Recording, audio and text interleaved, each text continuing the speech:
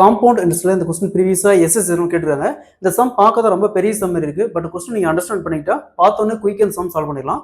அதாவது பசந்தி அப்படிங்கிறவங்க பேங்க்ல கோஆபரேட்டிவ் பேங்க்ல டெபாசிட் பண்றாங்க.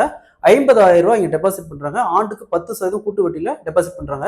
3 வருஷத்துக்கு அப்புறம், அதாவது 3வது வருஷம் மட்டும் அவங்களுக்கு கிடைக்கக்கூடிய கூட்டு வட்டி எவ்வளவு கேட்கறாங்க. அதாவது தேர்ட் இயர் மட்டும் தான் கேட்கறாங்க. தேர்ட் இயர் அவங்களுக்கு கிடைக்கக்கூடிய கூட்டு வட்டி காம்பவுண்ட் இன்ட்ரெஸ்ட் எவ்வளவு வரும்னு கேட்கறாங்க. ஸோ இந்த மாதிரி சம்கிட்ட எப்படி குயிக்கா சால்வ் பண்ணலாம் பார்க்கலாம். அதற்கு முன்னாடி நம்ம சேனலை சப்ஸ்கிரைப் பண்ணாதீங்க.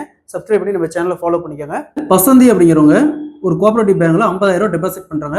ஆண்டுக்கு 10% கூட்டு வட்டி 3 வருஷத்துக்கு டெபாசிட் பண்றாங்க.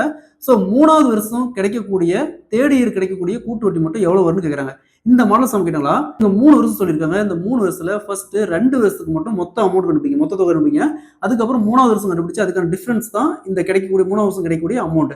ஸோ ஃபர்ஸ்ட் 2 வருஷம் மட்டும் கண்டுபிடிக்கலாம். அதுக்கு கொடுத்துருக்கிற அசல் எடுத்துக்காங்க. எவ்வளவு? 50,000. 50,000 இன்ட்டு வட்டி 10% அப்படிங்கிறாங்க. 10% எழுதுவோம். 10 வகுத்தல் சதவீதத்துக்கு 100 எழுதுவோம். ஸோ இந்த 100 அப்படியே டினாமினேட்டர் போட்டுருக்காங்க. இது ரெண்டையும் ஆட் பண்ணி 100 + 10 110 இன்ட்டு 110 வகுத்தல் 100. ஸோ உங்க 2 வருஷத்துக்கு அதனால 2 டைம் ரைட் பண்ணிக்கணும். ஒருவேளை 3 வருஷம் வந்தா 3 டைம் ரைட் பண்ணிக்கணும்.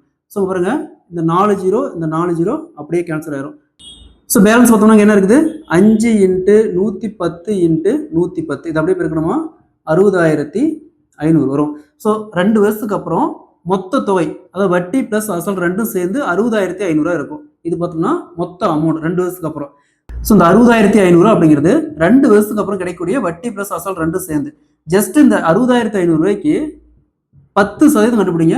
3வது வருஷத்துக்கு 10% கண்டுபிடிச்சா 10 வருஷம் சதவீதத்துக்கு 100. 00க்கு 00 அப்படியே கேன்சல் ஆயிரும். ஸோ அப்படியே பெருக்கணுமா 6,050 ரூபா. ஸோ 3வது வருஷம் மட்டும் கிடைக்கக்கூடிய வட்டி பார்த்தோம்னா 6,050 ரூபா.